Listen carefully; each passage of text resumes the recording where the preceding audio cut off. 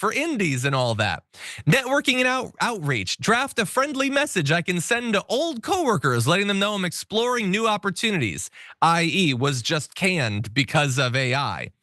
Okay, that's all bad. The idea that now everybody who might potentially help you with all those jobs also are being replaced by AI.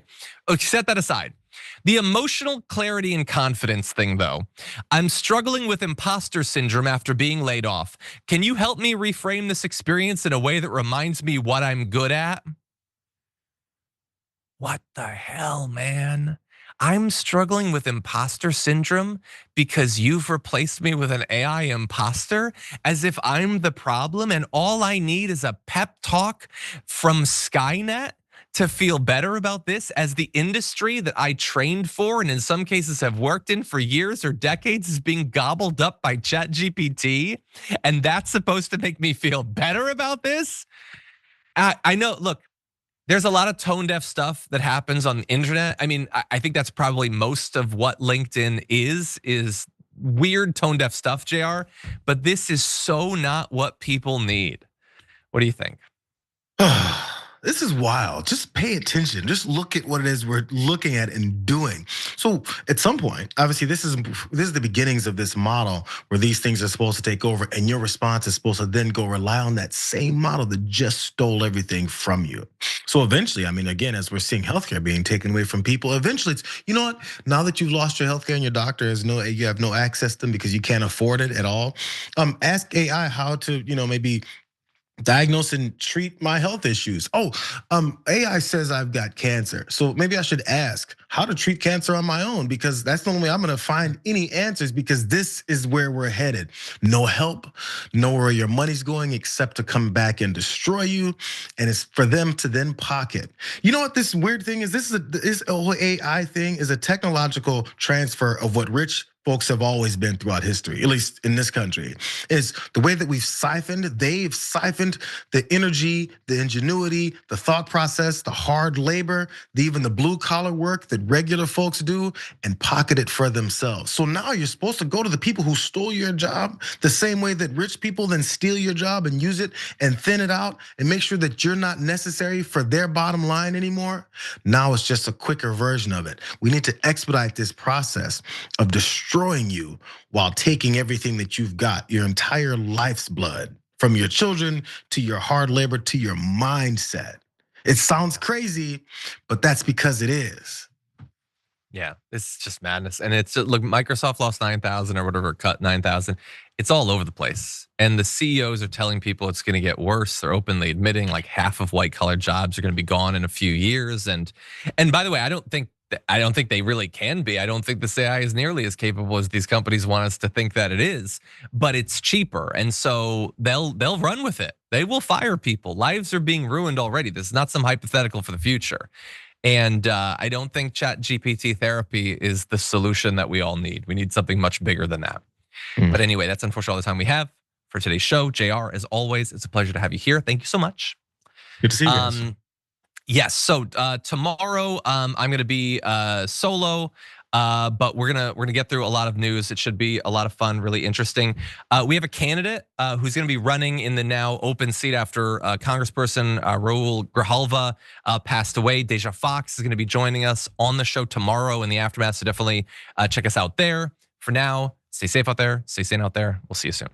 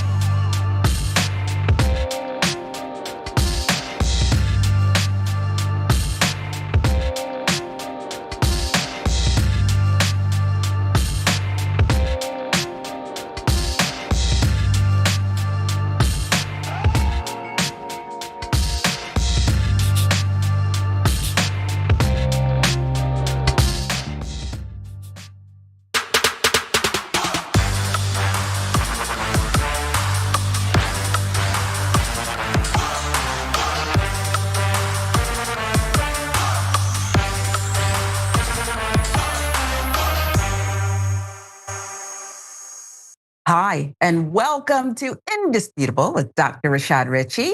I'm Sharon Reed. Doc has the day off today, and I was just saying we need some relief.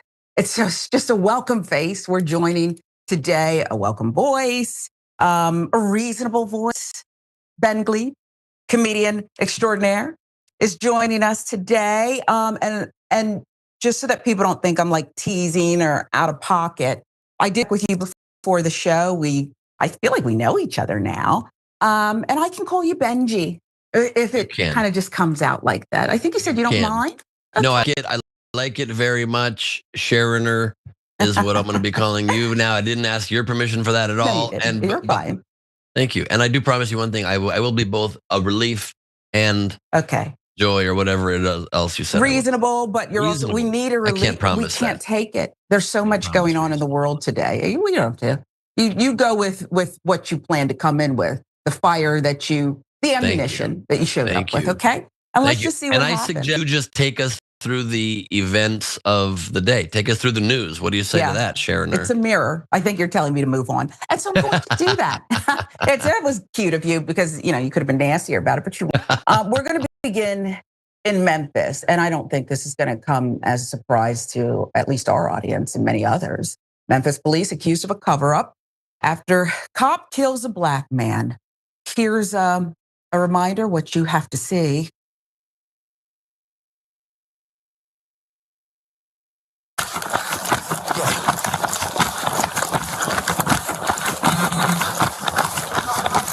Get him, bro. Get him, bro. Man, get him. Grab that.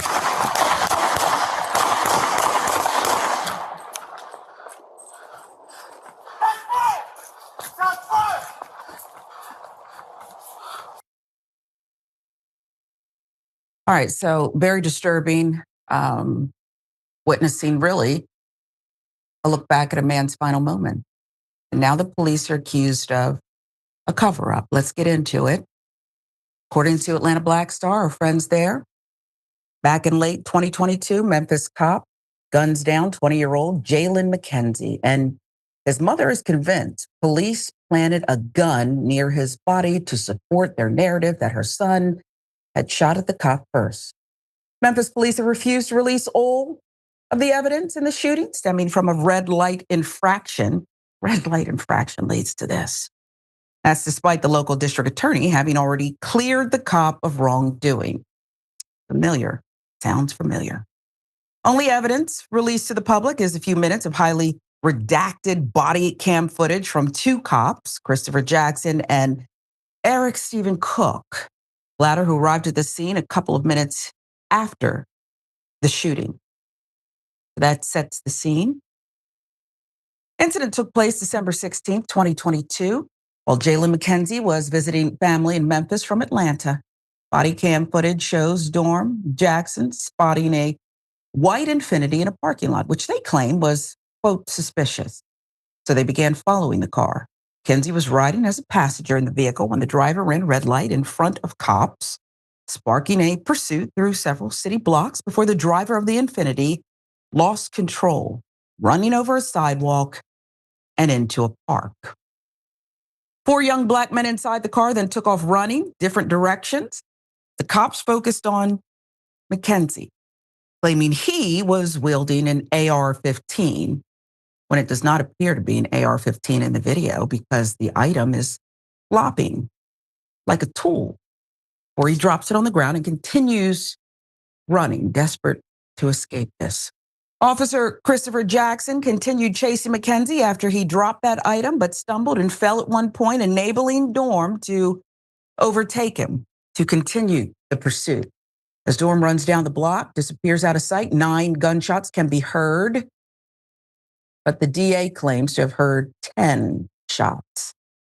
Took 9 months of stonewalling before Shelby County DA General Steve Mulroy issued a 12-page report, September 2023, justifying the shooting by claiming Dorm had acted in self-defense, the mother said, but the report seems to be filled with glaring contradictions. First, Mulroy claimed Jalen McKenzie was carrying an AR-15 while being chased, but on the body cam footage, it shows Well, that he looks to be carrying a black piece of cloth or some kind of bag because it was flapping in the air as he was running away. I mean, I don't know. Is there some kind of new AR-15 that is kind of bendable like that?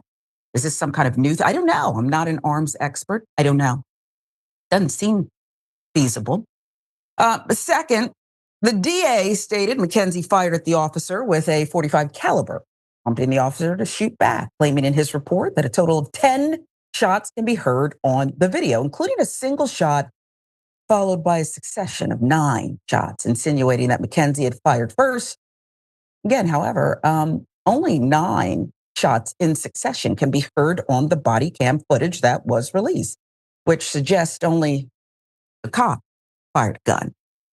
Now, we should tell you, it was not until 2.5 minutes later when Officer Eric Stephen Cook arrived on the scene that a gun appeared beneath Mackenzie's body, which was within reach of Mackenzie the entire time he was lying there had he wanted to shoot the cops. Well, Roy also pointed out several discrepancies from the officers.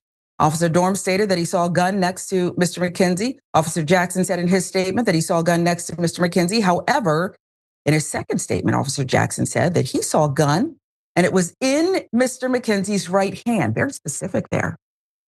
Officer Cook said in his statement he saw a small handgun in Mr. Mackenzie's hand. He said the gun was jammed with a shell casing. He could not remember which hand it was in.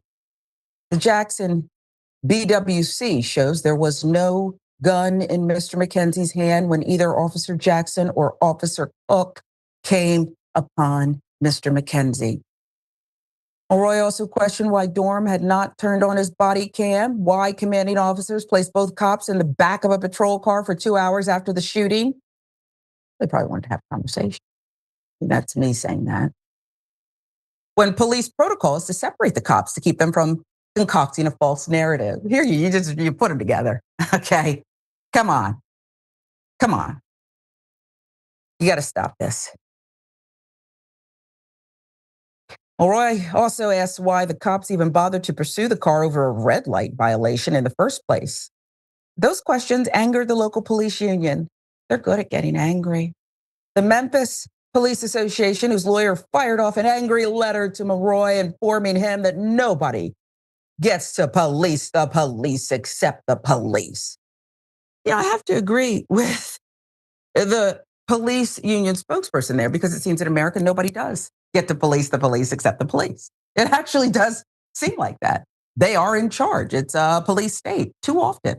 So that's one thing that we can agree on. Don't like it, but we can agree that that's probably true.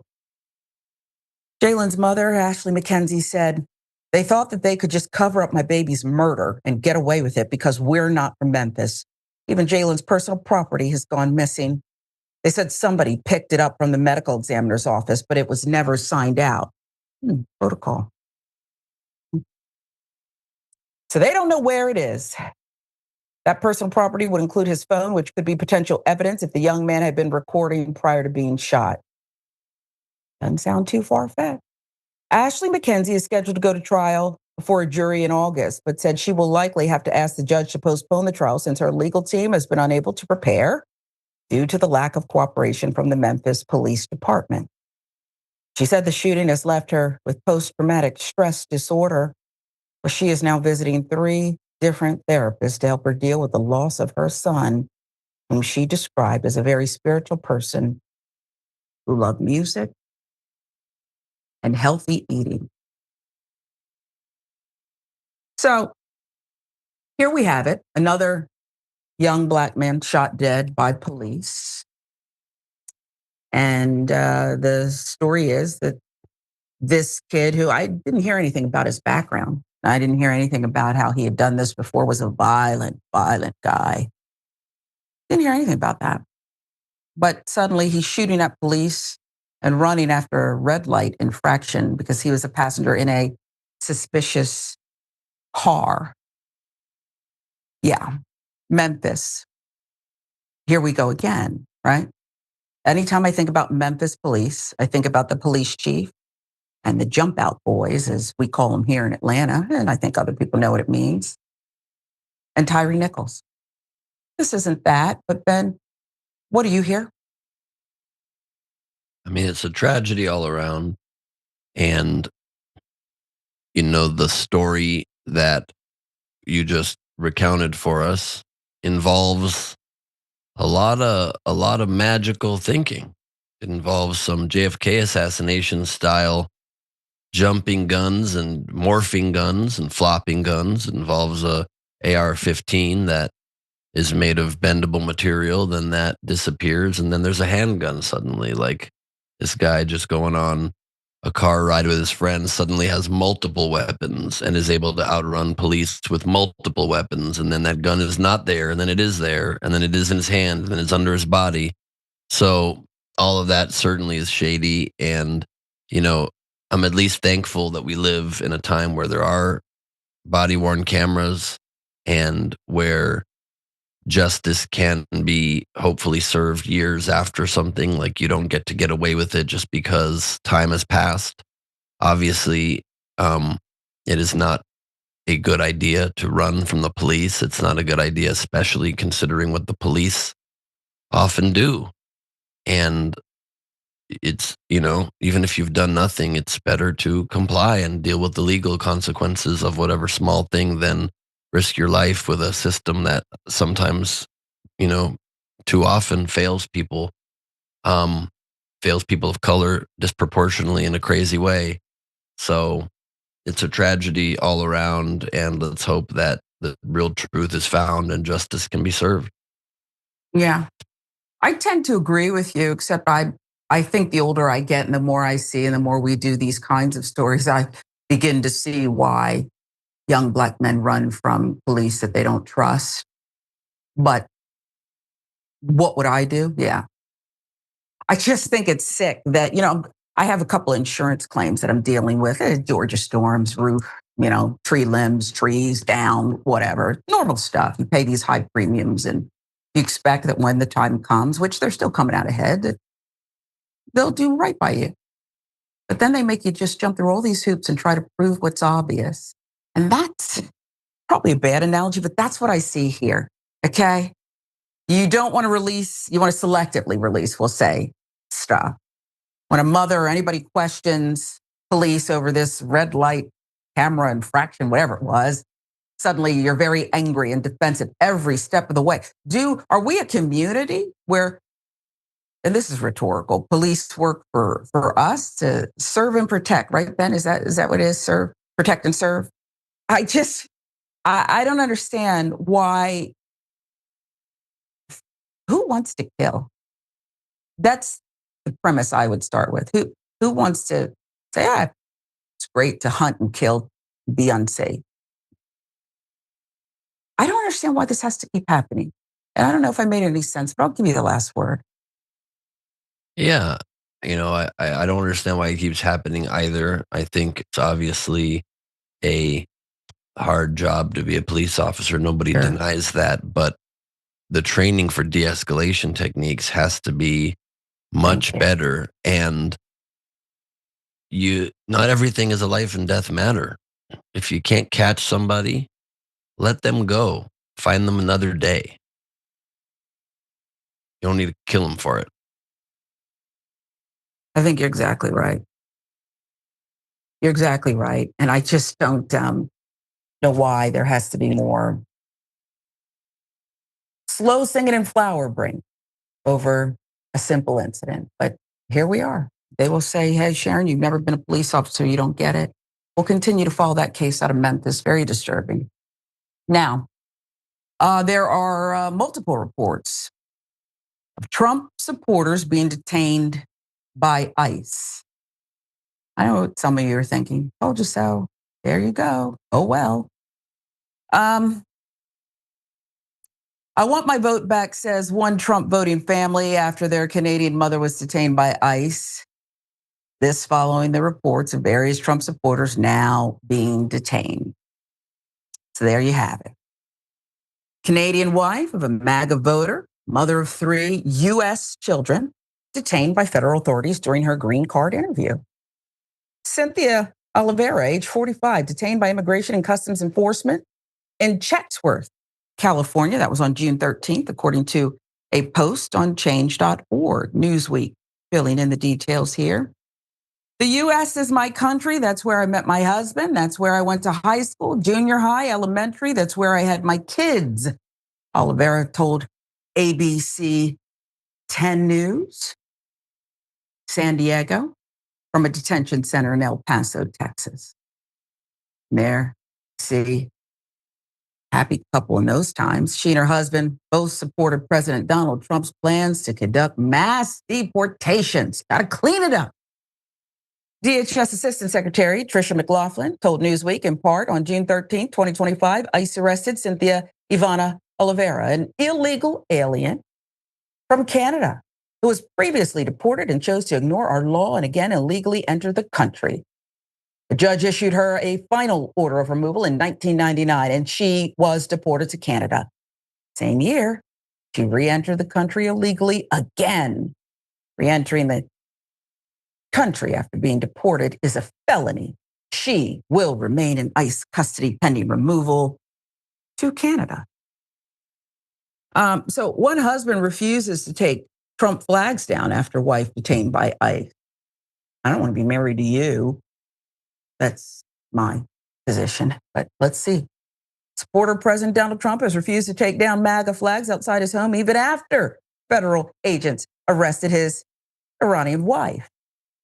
Arpina Masahi was detained by Immigration and Customs Enforcement ICE agents in Diamond Bar, California. That was last week, according to Fox 11 Los Angeles. However, her husband, Arthu Saihakian, telling the outlet, I'm still supporting Trump, even though my friends say take the flag down. You're going through a lot. I'm like, no, flag stands. Footage obtained by Fox 11 Los Angeles. Sai is seen going into her home to say goodbye to the couple's 4 children as federal agents wait outside. On Thursday, the Department of Homeland Security announced it had detained Chavez Jr. due to suspected ties to the Sinaloa cartel. Chavez Jr. is the son of boxing legend Julio Cesar Chavez and fought influencer turned fighter Jake Paul in California just days earlier. She came and kissed the kids, and that was it. Sakahayan told the outlet. That was the last time we saw her. Take the flags down, man. Why are the flags still up? Mexican boxer who was arrested for alleged cartel ties follows the entire Trump family on social media. Mexican boxer Julio Cesar Chavez Jr. appears to be a supporter of the administration that recently arrested him and does plan to deport him. Now, in footage obtained by Fox 11 Los Angeles, Masahi is seen going into her home to say goodbye to the couple's 4 children as federal agents wait outside. Thursday, Department of Homeland Security announced it had detained Chavez Jr. due to suspected ties to the Sinaloa cartel. Chavez Jr., of course, as we said, is the son of the boxing legend. According to the ICE statement on him, ICE informed the previous administration that Chavez Jr. was an egregious public safety threat, citing his marriage to a woman who was connected to the Sinaloa cartel through a prior relationship with the now deceased son of the infamous cartel leader, Joaquin El Chapo Guzman. When news of his arrest went on Twitter, one user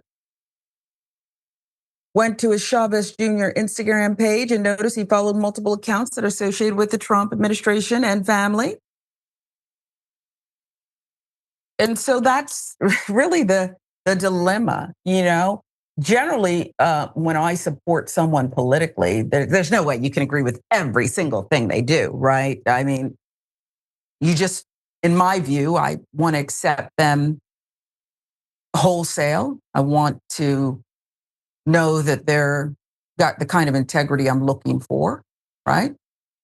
But I don't have to agree with everything. I don't know what to make of these people, though, Ben, because they didn't just support the Trump administration and Trump's candidacy. They said they were supporting it because of this. So what do we do with that? Oh, we rejoice this one. We celebrate this one. There's no doubt that Trump's ICE is out of control and is being hugely incendiary and insulting to human beings who should be treated with respect and dignity in this nation and in this world. But the only exception I make is for people who are here illegally that support Trump and voted for Trump based on his immigration policies. Bye now. Bye, Felicia. Great to have you in America. Don't let the door hit you in the butt on the way out, Wow. because this is a bit of poetic justice like I have never seen. Still keeping the flags up after your wife gets taken away. Either that marriage was super on the rocks and he's hoping those flags flap in the wind with a little bit of extra pride on that day, or they just see party over country, over marriage, over love, over personal relationships. You gotta love it. I've never enjoyed my cup of coffee more. That is a fresh brewed cup of patriotism. I've never felt so Now, alive. Benji, And the Benji, only Benji. thing I will say is following people you disagree with doesn't mean you agree with them. I true. slow down for train wrecks on the freeway. It doesn't mean I'm pro train wreck or car wreck, or you understand the phrase. I'm giddy with excitement Benji. and don't know my words anymore. Yes, Well, yes. you got a caffeine high. Mhm. And as you sip it, I just want to look, I'm in sync. I see you, okay? And I perhaps use this too much, this example, but I can recall recently on with Cenk and making similar points about, you get what you deserve. And he said something that did resonate with me, that, Sharon, these people were misinformed. Some are good people who just, they're watching their source of information. They certainly didn't vote for this. They thought you were taking away the worst. You remember? He came down the escalator. He said, "Who's the violent criminals are out of here day one." And they thought that's what was going on here. And I thought, I don't want to agree with Cenk, but maybe he has a point here. Look, He has a point. I agree with a good Cenk moral logic oftentimes, but on this one, my point is nobody disagrees we have to fix our broken borders. We do need borders. We do Right. need to deport some number of people who are here illegally, and all administrations of all parties do it. You know, Obama famously deported many more than Trump's first term did. Oh, And man. so if we're deporting people, this is the group that gets deported first. They voted for it. They voted for a harsh, regardless of whether they knew he was going to focus on criminals or not. They knew that they were supporting a man who was talking about detention camps, was talking about the most aggressive removal of people who are here undocumented in American history. We knew that he ran his first campaign by calling people from Mexico murderers and rapists. If you're okay with a broad brush being painted over delicate, subtle things, you can't be upset when you get a little paint on yourself. So you're okay with this, and perhaps I am too. Even if some of those people were getting their information from a news outlet that settled for $787 million for telling lies. Yeah, because they're aware of the reputation of Fox News and of Newsmax and of OAN and all these Mike Lindell Pillow Network. If you're getting your news from a Pillow Network, if you're getting your news from angry, obviously partisan people who are sitting there as an outrage machine to try to sell you defibrillators and medicine for your heart problems, because clearly you can tell the audience of certain networks by the commercials that they run. If you're not discerning enough, look, this world is not easy, and things befall all of us. You're going to support the guy that was running on the thing. You have to then support the thing on the way out. I hope they still support his aggressive deportation tactics. Stand by your man. Be the Tammy does. Wynette of immigration deportees. That last word on that. I mean, the husband is. Husband's doing just that. The wife is kissing her children goodbye. I suspect we'll have more of those stories, but we'll move on to this. Florida waste management company accused of rampant racism, dealing trash, and you're accused of racism. Let's get into this one, shall we? According to Atlanta Black Star, Waste Management Company in Florida agreed to pay $1.4 million to settle a federal race and national origin discrimination lawsuit on behalf of 26 Black and Haitian workers who claimed their coworkers regularly harassed and directed racial slurs at them. Conduct unchecked, of course, by the supervisors who often assigned them the most difficult tasks and inferior equipment. Equal Opportunity Commission, EEOC, they haven't been overhauled yet. They haven't been taken over by, or Doge. Anyway.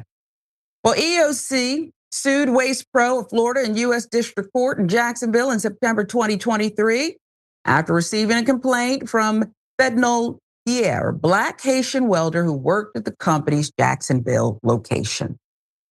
Now, Pierre reported to the EEOC that another welder, William Watts, began harassing him soon after he transferred to the Jacksonville facility in October 2021 and frequently subjected him to the N-word, other derogatory slurs, including, "There's no need for you here, go back to Haiti," and "This is Trump country, go back to Haiti on the banana boat." He also alleged that a coworker, Mr. Sherman, regularly called him the N-word. Whatever happened to putting on your headsets, playing music or something at work?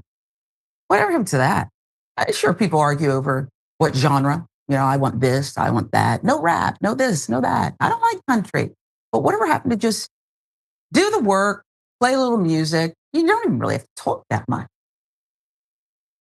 Pierre reported the slurs regarding his race and Haitian heritage to multiple supervisors at Waste Pro, but no corrective or disciplinary action was taken.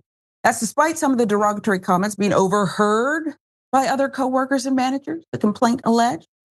During an investigation by the Human Resources Department in March 2022, regional manager disclosed to Watts that Pierre had made a racial discrimination complaint against him and Schumann, despite Pierre's request to remain anonymous. According to the lawsuit, of course. Fearing retaliation, Pierre asked to be transferred to a later shift, even though that many would lose work hours and pay as a result. Even so, he still had to work with Watts and Schumann for an hour each day. Must have been an hour of hell.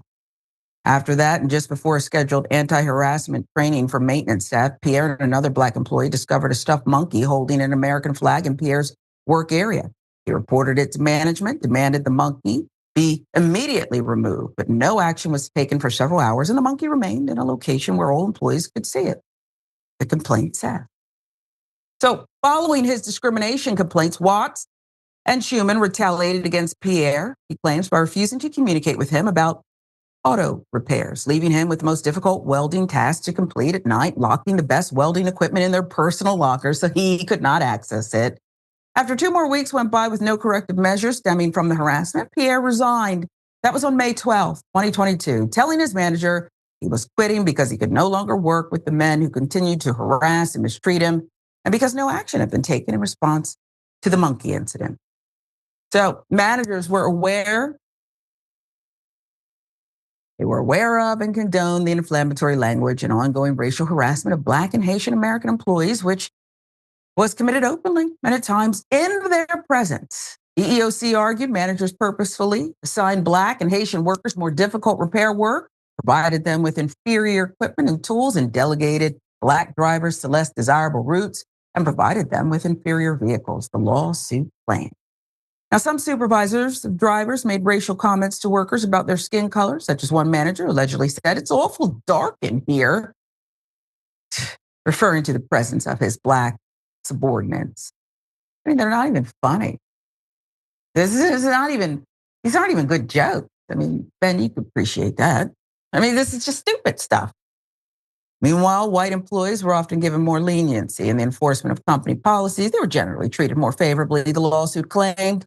Waste Pro's Jacksonville division manager, Tim Williams, allegedly objected to hiring a female dispatcher because she's Black, told a Black male supervisor he had Billy Idol lips. Is any work getting done at this company?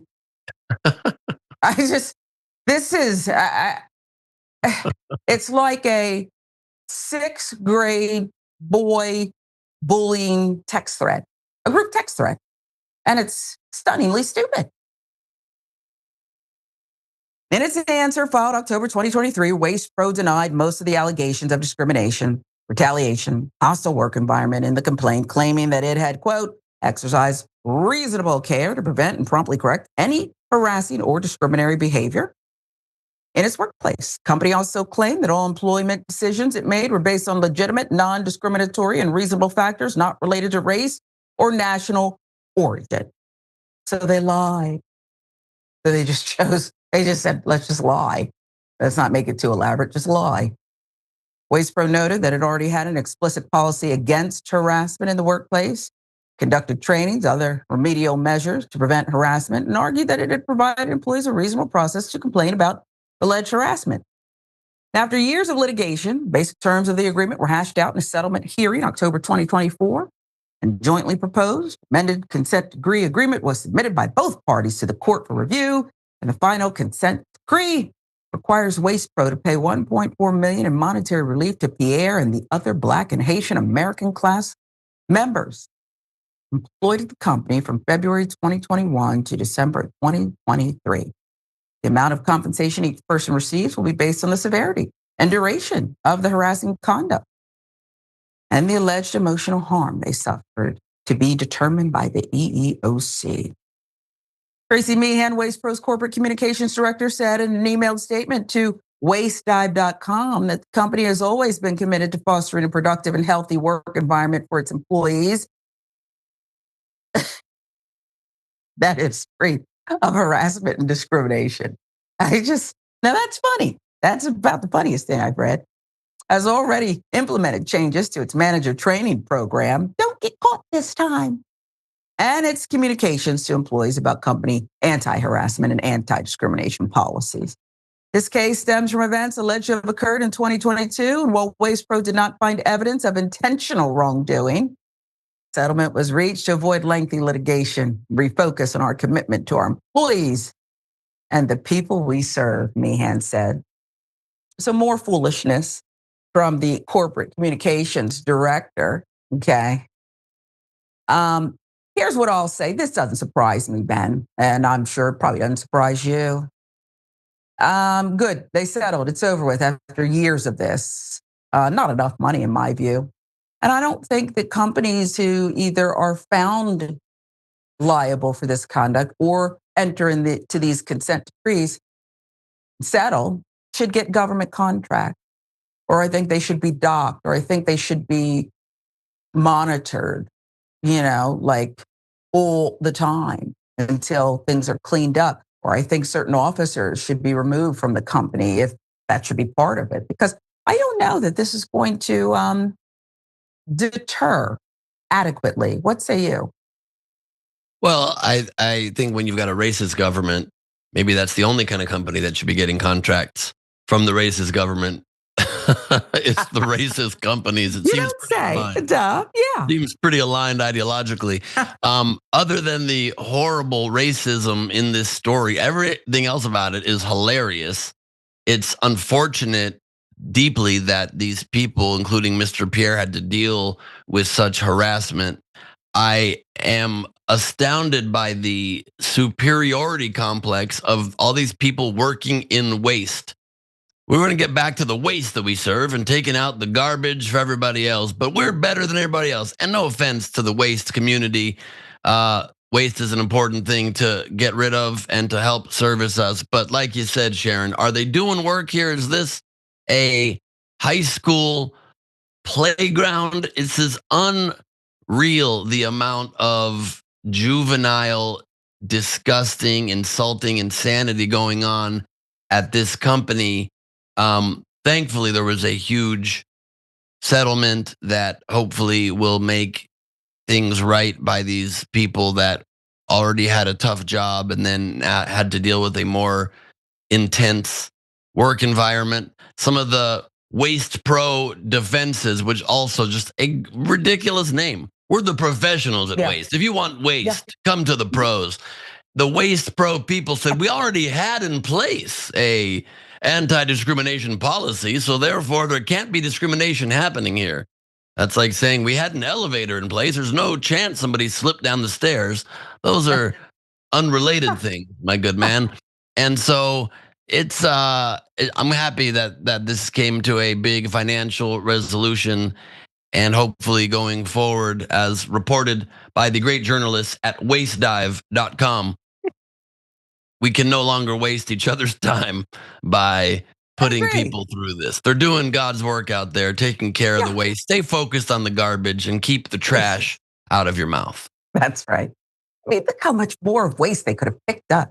So much more contracts they could have picked up, if not insulting people and talking about banana boats and all kinds of things, a monkey and all this nonsense. Yeah, I think the punishment for these guys, in addition to the company paying this big fee, the offending employees should have to be put out on the curb. And I would like a large truck and a robotic arm to come and just dump them into the back of the truck and treat them as they are, like pieces of garbage. It's bulk pickup is what you're really getting at. Yeah, you have to put a label on them, sure.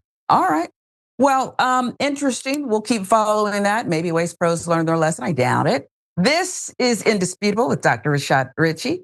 Doc has the day off. I'm Sharon Reed filling in today alongside our special guest co-host, Ben Gleib, who has some interesting information about what's coming up on his personal agenda. We'll get into that and more when we come right back.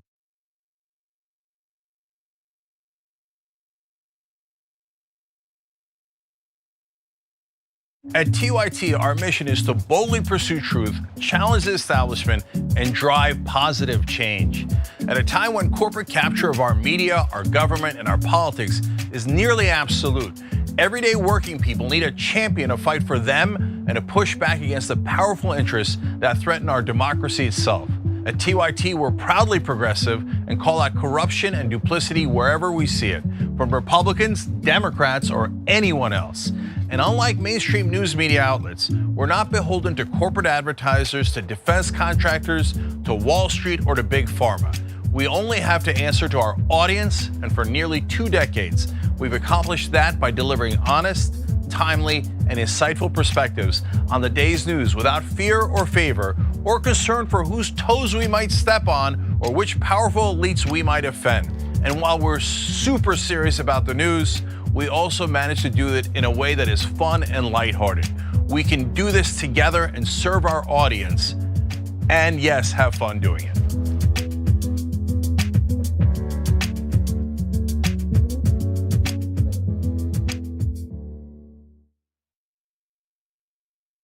You are the media revolution. You are much needed. TYT, TYT. The place is like 95% TYT on.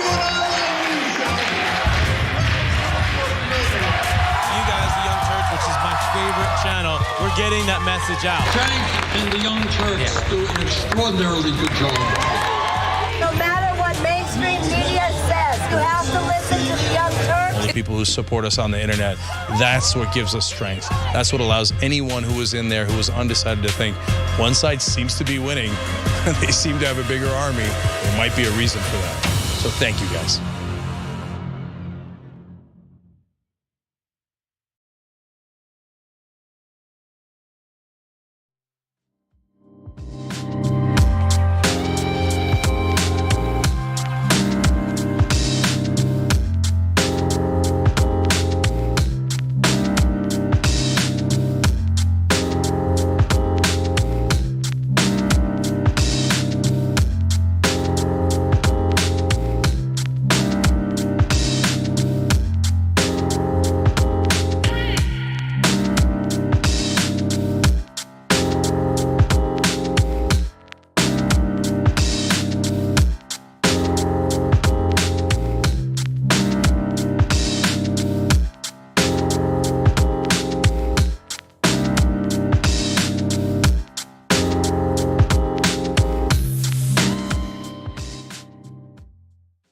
Welcome back to Indisputable with Dr. Rashad Ritchie. I'm Sharon Reed alongside Ben Gleib today. Giving you the day's events, updates as well. Let's get to some of your comments because we love our TYT members and anybody watching the show. Appreciate your support. Let's see here about the police officers who shot and killed A black man in Memphis. Sagacious Dragon says, how do cops use self-defense in cases where the suspect is running away and pigs can fly? I think it's a good question. Well, it's because they pretend the guy has a gun. They just pretend the guy has a gun. There you go. And then there goes that argument. And that's what the mother who knows her son believes, a cover-up.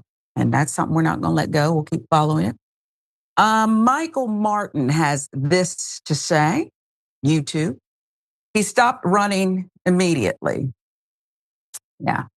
Oh, Queen G from GI. Good afternoon, everyone. Good afternoon, you, Queen.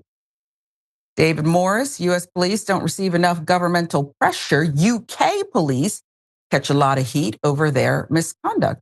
Okay, so that's like the public over there. I think public pressure and shame is a thing. It's just, I think we've lost some of our ability to feel shame.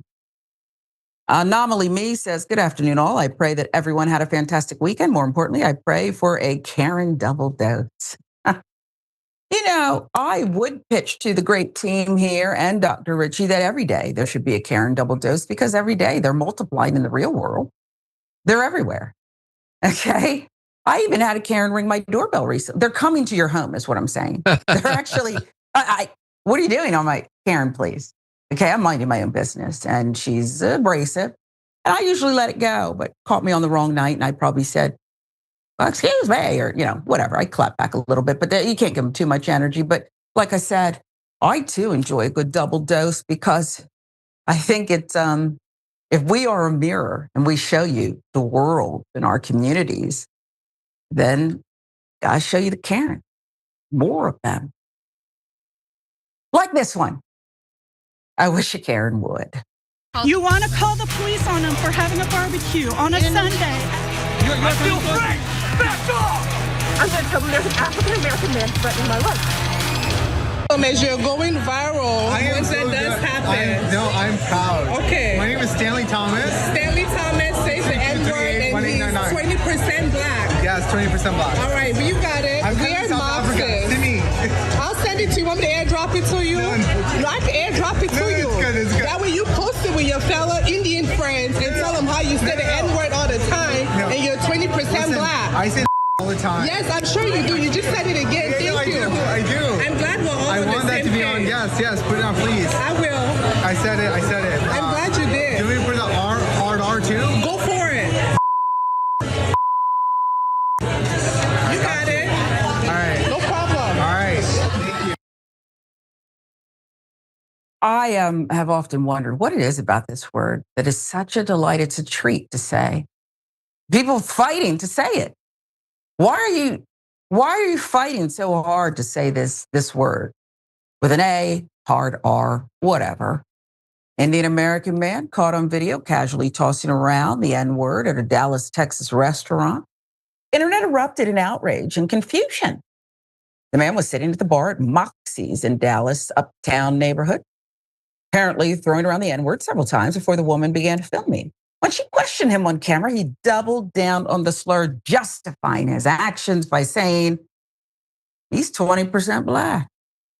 When he brought up 20%, he referenced the South African city, an ethnic group in India that is primarily descended from the Bantu and arrived in the country in the 7th century, which, can we agree that's a far reach?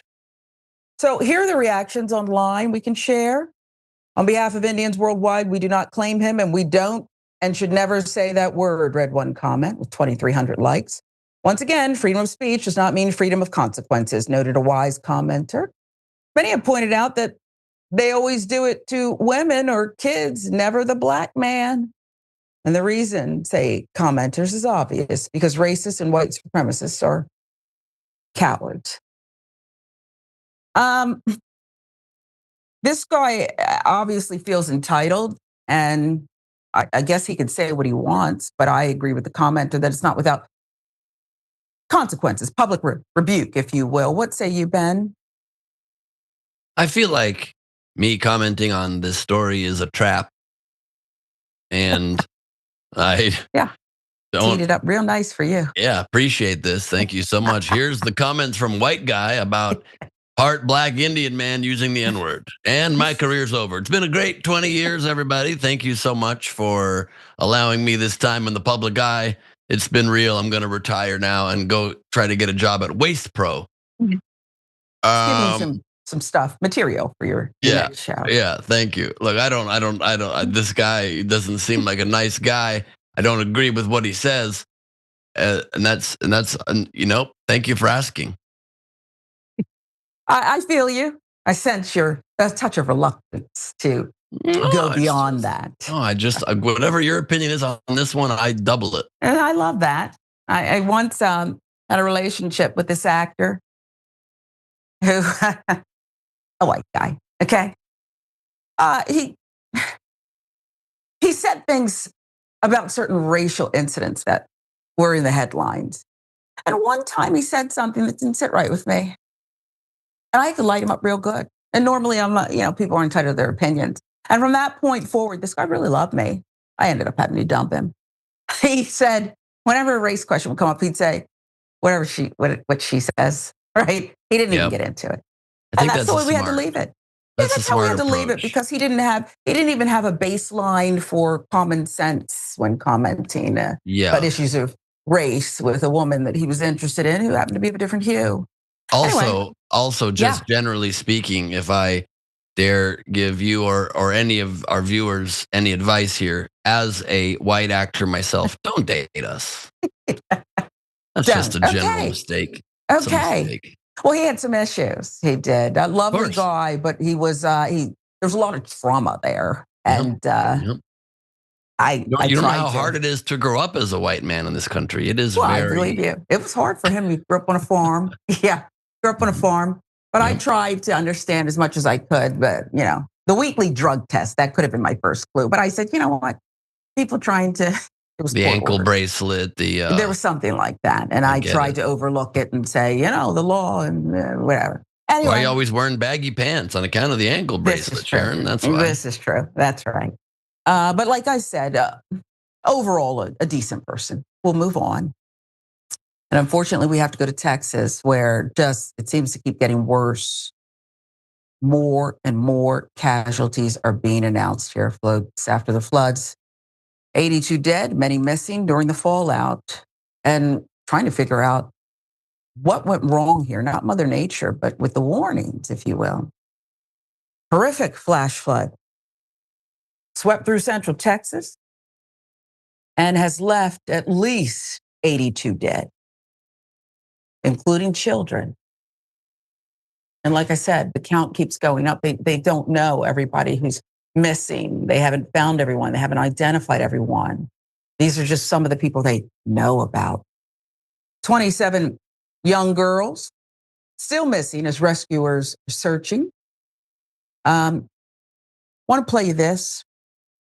You have a deep and important connection to Camp Mystic yourself as a former camper. I do. It's surreal coming back here 30 years later. I was a 10-year-old little camper here, full of so much hope and joy. It's a magical place, and I remember the excitement and anticipation of coming to Camp Mystic. And the parent was telling me the same from her little girls who came this year. They just dropped them off on Sunday. And for me, coming back, I'm overwhelmed with emotion, and I'm overwhelmed with memories. And I can't get over looking at those cabins right next to the Guadalupe River. That river was the source of so much joy and fun for us, Erica. We would spend hours and hours in that river, and to think that same river is the source of this devastation, it's just hard to wrap my head around. And it's such a magical place that now all these girls, these sweet young campers who had to evacuate, and their families, so much innocence has now been lost. Yeah, in an instant. I can't imagine being a parent of these young people just living in this community. So many coming together, helping out. Here are the details for you. As the search continues, authorities still have not said how many people are missing beyond the children from Camp Mystic. A Christian summer camp along a river in Kirk County, where most of the dead have thus far been recovered. Rescuers scoured a devastated central Texas landscape of mangled trees, overturned cars, muck-filled debris Saturday, in an increasingly bleak mission to locate survivors, including those 27 girls who have not been seen since their camp was slammed with a wall of water in what's being called an historic flash flood. Now, the destructive, fast-moving waters rose 26 feet, that's 8 meters, on the Guadalupe River in just 45 minutes before daybreak Friday. So it's dark and the rapid water comes rushing in, washing away homes, vehicles. The danger was not over as rains continued pounding communities outside San Antonio on Saturday. Flash flood warnings and watches remained in effect. Associated Press, the Grio, filling in the details. Searchers used helicopters, boats, drones to look for victims and to rescue people stranded in trees and from camps isolated by washed out roads. Camp was completely destroyed, said Eleanor Lester, 13, one of hundreds of campers. A helicopter landed and started taking people away. It was really scary. The raging storm, fueled by incredible amounts of moisture, woke up her cabin just after midnight Friday. Rescuers arrived. When they did, they tied a rope for the girls to hold on as they walked across a bridge with water whipping around their legs, she said. Frantic parents and families posted photos of missing loved ones, pleas for information. Governor Greg Abbott vowing that authorities will work around the clock and said new areas were being searched as the water receded. He declared Sunday a day of prayer for the state. Here's Governor Greg Abbott. Turn it back over to the governor. Sure. Well, thank you very much. Thank you so much for being here. Thank you for the assets and resources you and the Trump administration are providing. One thing the Secretary Noel mentioned was the fact that recoveries and rescues are being made. And what has happened over the past 36 hours is really amazing. When you look at what the local officials have done, working in collaboration with multiple state agencies as well as our federal partners, in 36 hours, they have rescued or recovered more than 850 people. Governor of Texas commenting on the latest. What about the White House? What about the Trump administration? Depraved lie, that's the quote. White House slamming Democrats and the media for blaming Texas flood deaths on Trump. Here's Caroline Levitt. Democrat elected officials are trying to turn this into a political game, and it is not. This is a national tragedy, and the administration is treating it as such. We know the National Weather Service provided early and consistent warnings. They gave out timely flash flood alerts. There were record-breaking lead times in the lead up to this catastrophe. There is ongoing flood monitoring, and these offices were well staffed. In fact, one of the offices was actually overstaffed. They had more people than they need. So any claim to the contrary is completely false, and it's just sad that people are pushing these lies. The administration playing defense there, right? We'll get into why, but we do have a breaking update. The summer camp now says that 27 members of their staff and girls were killed in the disaster along the Guadalupe River. White House confirming 91 now total fatalities. So this is rough. There's an argument. Was this a historic event? Other meteorologists are saying no. Unfortunately, this kind of flooding has happened before in this region. They know it well. And that begs examination of the Trump administration, Caroline Levitt, Donald Trump, Ted Cruz, senator out of Texas, because they seem to be already going with a strategy here, Ben, as people are still missing, as the families haven't been notified or been able to identify people. And yes, there's been some, thank goodness, reunions, but there seems to be this strategy. Ted Cruz said not long ago, it's sick. How dare you be asking these kinds of questions about, was the Weather Service cut? Were these crucial services cut? And did that lead to a lack of advance warning? How dare you? You ought to be ashamed of yourself. And then there's the Trump administration. You heard it there when Chuck Schumer, senator out of New York, and others are asking the question about, look, we had these massive cuts, and we're not sure if that perhaps played a role in this. Meteorologists who were cut, are they going to be blamed next? There's some indication that could happen. What do you think about all of this? Again, Ben, as people are still missing, so many dead, but others missing still, and the search is on for them, and there's slimming hopes of finding more alive, but there's some hope there. Should these questions be asked? And what do you make of what the administration's saying already? Firstly, of course, my deep condolences to the families of anybody who lost their lives. Um, you know, deep hope that whoever is still alive and recoverable can be recovered and saved. Um, on the political note, yeah, we don't know yet precisely if any individual cuts led to warnings not going out as they could have or should have. That hopefully will be researched. Unfortunately, it'll be investigated by the administration that made the cuts. And so good luck with the objectivity on that one. But I think it just speaks to the larger point that when you don't prioritize the vulnerable, when you don't prioritize the citizens that make this country what it is, that make this country great, the average person, but instead you prioritize just the wealthiest people, this on the whole is what you're going to get if you have a department of quote unquote government efficiency that is real loud and proud about how they're going to cut $2 trillion and then they cut like 150 billion, and then with all that actually netting out to maybe close to zero cuts.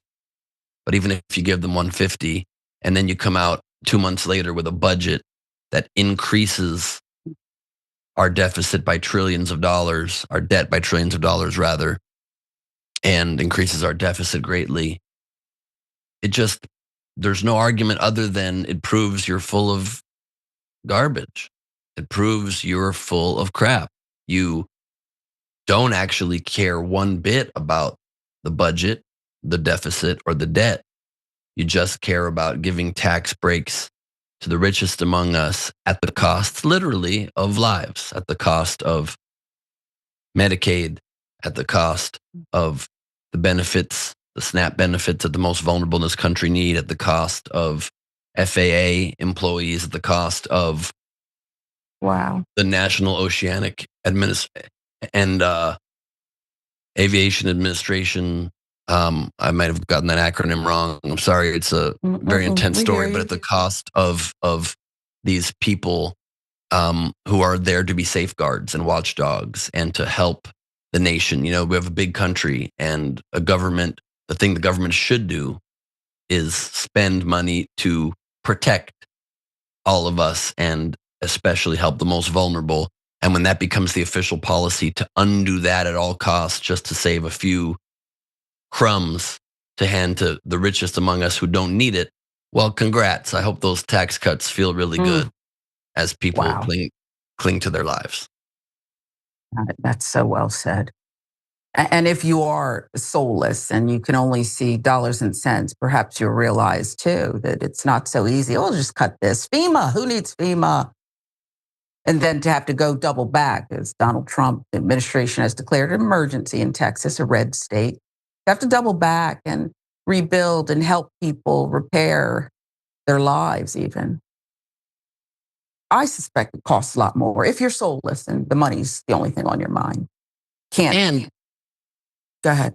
And Sharon, it just goes back to just this general issue I have just historically with the modern Republican Party is that they just convey time and again that they don't take their work seriously when it comes to the important work of government.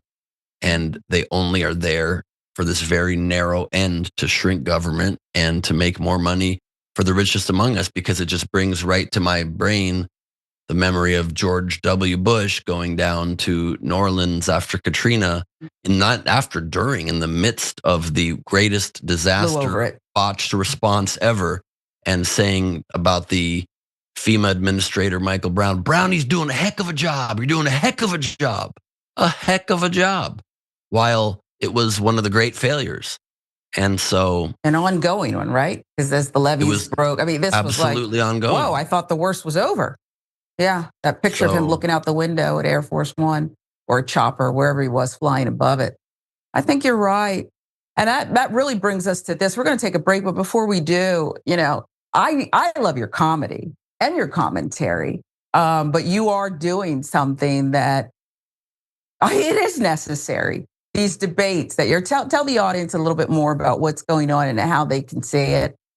Well, I have a new podcast. I have my podcast Last Week on Earth, but I have a new one called The Wrong Side of History, where I debate every week Trump supporter, former president of Capitol Records, former Kid Rock manager Lee Trink, on all the issues that are dividing our country. Because I think we have to have the conversations face to face, get out of our echo chambers, and let the best arguments win, let the best opinions win. And sometimes we agree on things, but more often than not, we don't. And I think the listeners get to decide who they agree with when they hear the things directly. And so you can subscribe on Spotify or to our YouTube channel, Wrong Side Pod. But we're trying. It is not always fun to record, but I think it's necessary to do so. Do you have to take a Tylenol or two, something to clear your head afterwards? No, we drink during the podcast. We okay, well, that's helpful. This is what I love about that. It doesn't surprise me that you would welcome a different point of view and hold your own. That's who you are. But what I like about it too is that when you have these other guests from another universe, we'll call it, it allows for their audiences to come and hear this debate that, people choose to watch what they want to watch, stay in their lane, talk to who they want to talk to. But when you do this cross-pollination, I think it's beautiful. And it allows for the opportunity for more. Thanks. Yeah, I think it's important because we end up talking to our own echo chambers a lot and we're preaching to the choir. And so I think it's really important to try to get more reasonable thought into ears that are typically, attuned to Fox News. Yeah. Oh, Benji, I'm just so proud of you. Proud to know you. Okay. Thank you, Sharon R. Yeah, you're welcome. This is Indisputable. Much more to come. Doc has the day off. We're right back.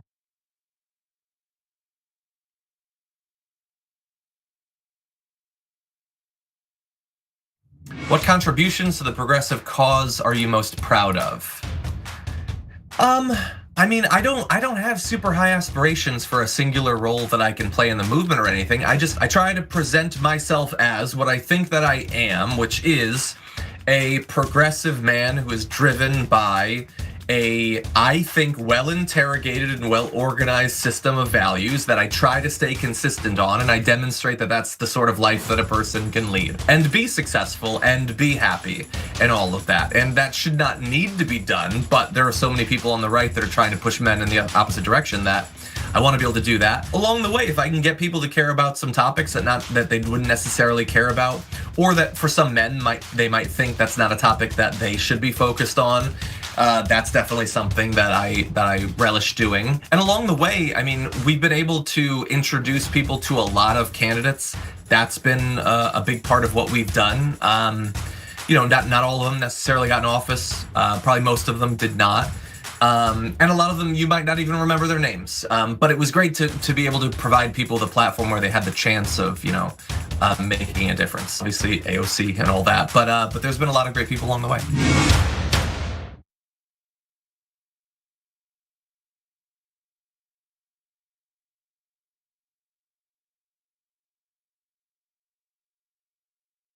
In the bonus episode for the members, we do some inside baseball. We're gonna look at John's desk. Nice little spaceship here. Nerd. But it is kind of look cool. Who has Legos? Oh no. He's taken apart a keyboard. Who has a mouse pad that's this big? He's got a dog with a nose that you could hang something on. You know what this desk screams to me? Nerd. And that's how we like him. We love Johnny Pie. He's got his own personality like everybody does at TYT. Come meet us all in the bonus episodes. TYT.com/team. David Shore. Dr. Phil. Adam Green dropped by. Charlemagne. Congressman, great to have you. It's great to be with you, Chang. Your show is a great thing. You're informing people. A lot of the shows that I live on, my CNN, my MSNBC, and even Fox, and any of the other shows, NPR, they are so quick to decide that they know what this building means today. The one thing that I hate that politicians do, they talk a about the people they should be talking to. Do they have any idea that they're the establishment and that they're hated? Or do they not realize that at all? People are so deeply in their little universe. I think it's very easy to not really question what you're doing. Voters have a right to ask questions of any nominee, whether they're independent, Republican, or Democrat. The system is duopoly that suppresses competition. How is it the year 2024 and we're still like, maybe they'll talk about paid medical?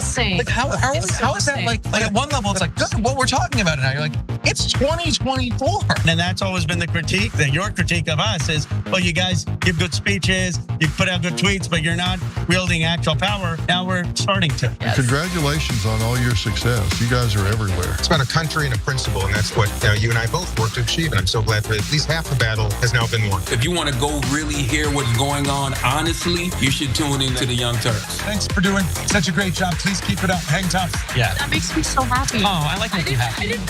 This is a happy Anna Kasparian. You're welcome, YouTube. Join the Dragon Squad by becoming a YouTube channel member. Click the join button below or sign up on tyt.com/join to get access to fun emojis, a member-only chat, exclusive shop TYT designs, ad-free watching, and so many other amazing perks. Plus, you get bragging rights for being part of the coolest community on the internet and help us drive real, positive change in the world. The Dragon Squad awaits, so join today.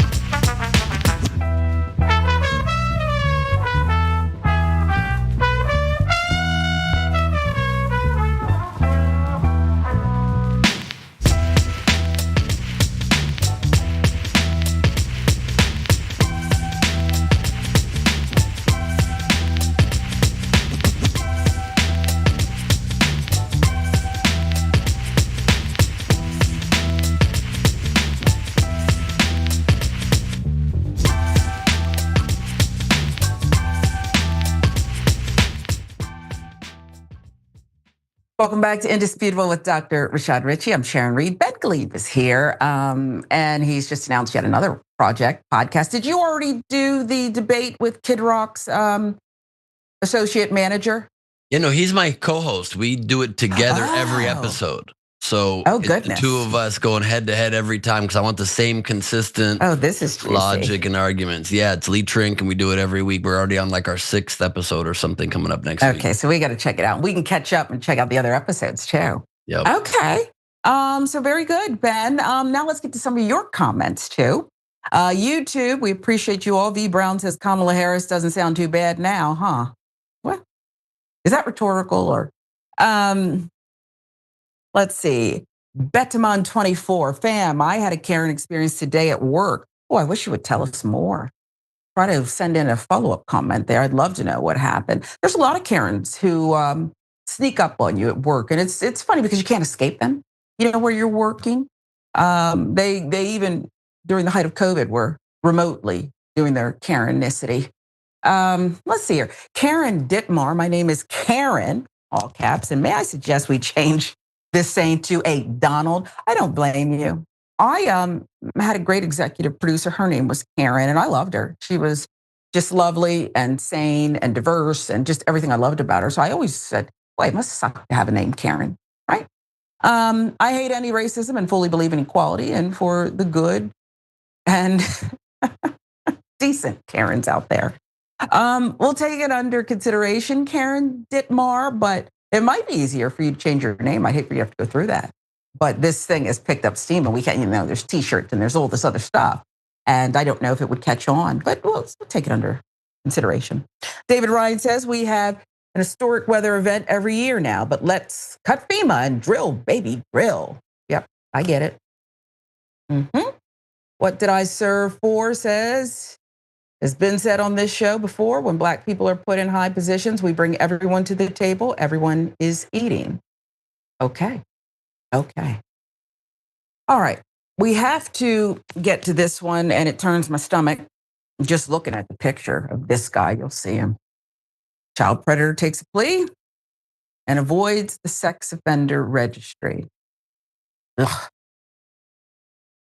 Here he is, Miami. He's 91, Albert Edward Bissett, given a plea deal for a case of child sexual abuse dating back several decades. I don't give two you know what, said he's 91. Care less. Pig. The agreement spared Bissett from serving time in jail after he was accused of sexually abusing Keisha Etienne when she was between the ages of 9 and 14. Etienne wanted Bissett to end up pleading guilty to child sex crime charges and be placed on a sex offender registry. Instead, he pleaded guilty to 4 counts of aggravated child abuse charges, earning him 10 years probation. He was not required to register as a sex offender. An arrest report states that the initial incident was reported January 1, 1997, Golden Beach. Detective said when the victim was between 9 and 11 years old, Bissett would allegedly watch porn with her, touch her genital. Report states Bissett would also force the victim to touch him and perform sex acts. Miami-Dade police said Bissett sexually assaulted the victim when she was between the ages of 12 and 14 on multiple occasions. Etienne, who is now in her 30s, asserts that the charge against Bissett only represents a fraction of the abuse she claims to have suffered. At a courtroom lectern, Etienne expressed her frustration with the plea deal, which her attorneys have likened to a slap on the wrist. Etienne, surrounded by her lawyers and loved ones, said all she wanted as a child was a father figure.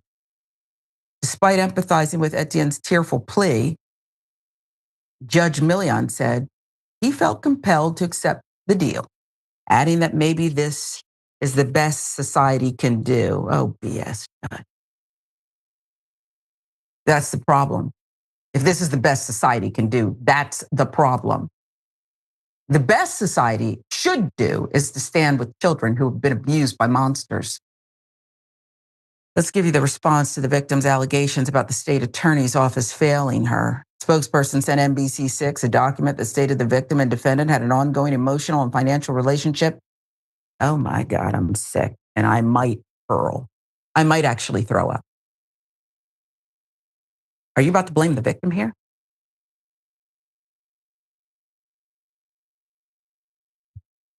They had an ongoing emotional and financial relationship up until 2019 when the charges were filed. Prosecutors said the defendant supported the victim through school. Isn't that what creepy monster perps do? Isn't that what creepy pervs do? They gain the trust of children who never really do grow up unless they have real deep therapeutic sessions to release them from this bondage. Provided vacations for her. Well, that's a price to pay. Abuse, vacations.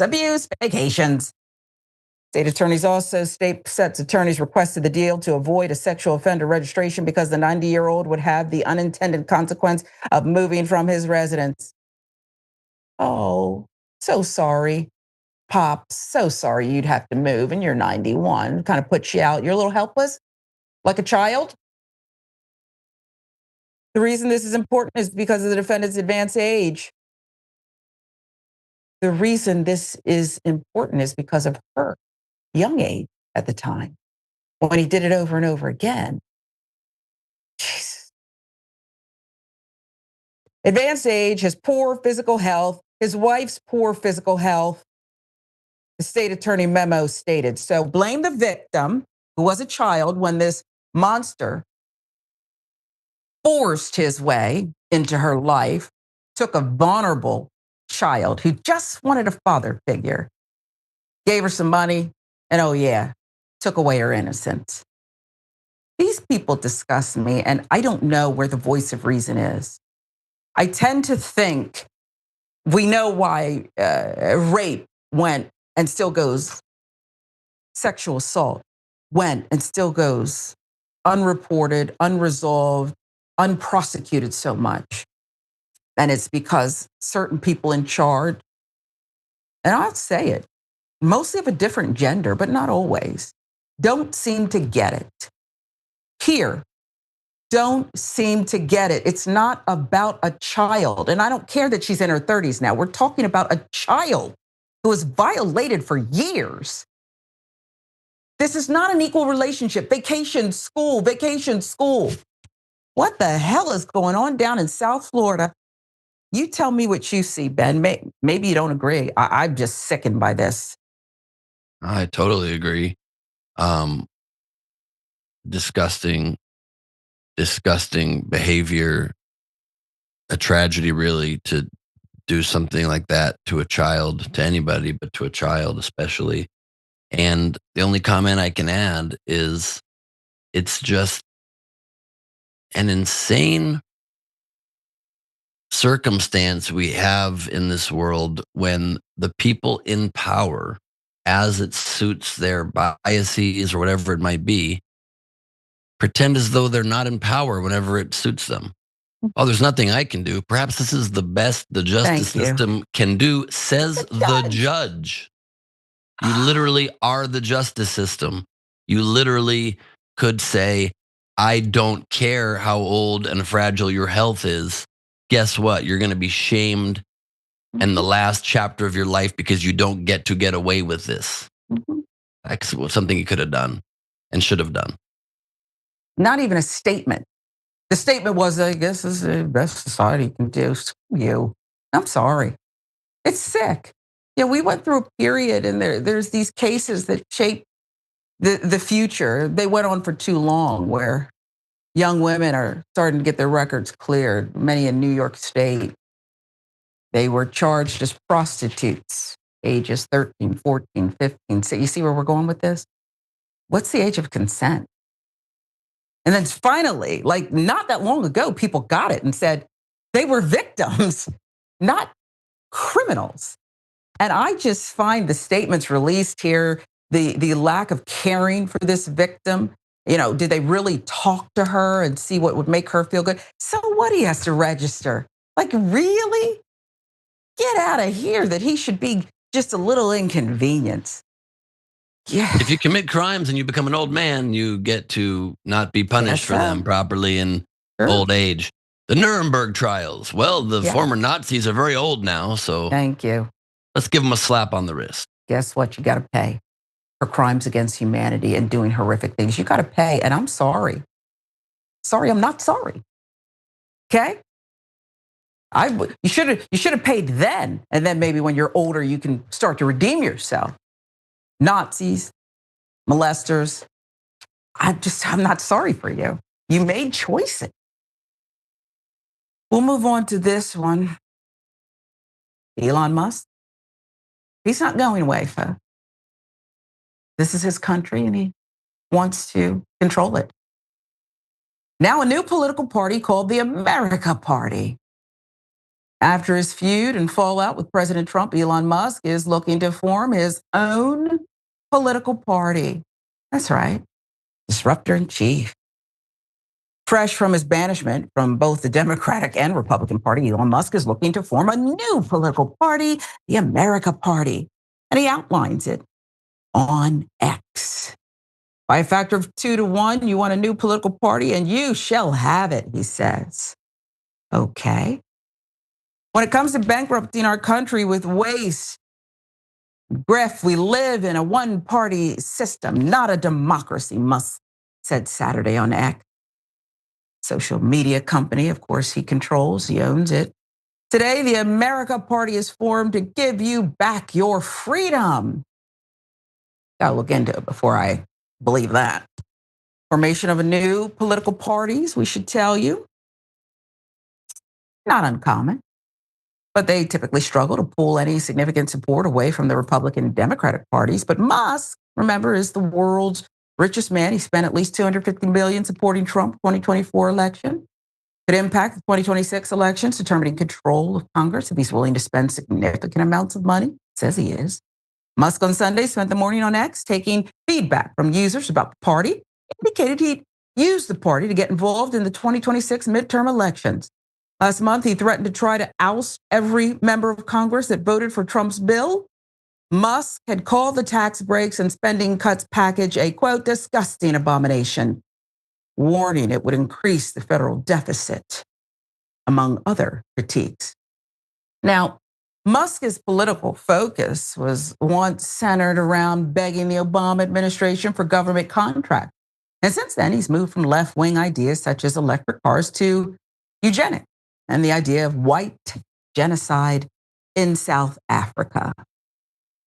Now, MAGA is freaking out, worried that only a small percentage of Republicans leaving the party could hand power back to the Democrats to fix Elon and Trump's mess, if they'll do it. Held the reins before, and I don't know if they fixed enough, but we'll see. Elon Musk says, like Ross Perot and the Reform Party did in 1992 and 96, Elon Musk's new party can be expected to deliver the White House to Democrats in 2028, says Michael Quinn Sullivan. Do we care, Ben, about this America party? Will it have traction? Should it? What's the fallout? Can a third party ever gain traction enough to dominate instead of just affect the outcome of the race? Well, I certainly hope so, for myriad reasons. One, the two-party system is very stupid. It's insane that we need to exist in one of two camps ideologically. I think more options, more ideologies, the better. But especially in a circumstance like this, backed by a man who certainly has power and resources, if he can pull any significant chunk of MAGA to splinter that party and stop the erosion of our democracy, stop the sometimes not even slow, very quick descent into authoritarianism we are experiencing. It seems like Musk had some buyer's remorse over aligning himself with Trump, which everybody saw coming, but to see it go down in such spectacular fashion is pretty great. I just think what's most mind-boggling is the man just refuses to focus on one thing. He is the multitasker of our ages, CEO of 3-4 major, completely disparate companies. Why not throw starting a new political party in the mix? Makes Andrew Yang look lazy with just doing the new party and moving forward, maybe moving back, Yang, because the Yang Gang's probably going to get on board with the America Party as well. Probably. So hopefully it doesn't pull equally from both sides. But regardless, I think this is a good development and one that gives us a little bit of hope. Yeah, I saw Mark Cuban, the billionaire who doesn't agree at all with Elon Musk.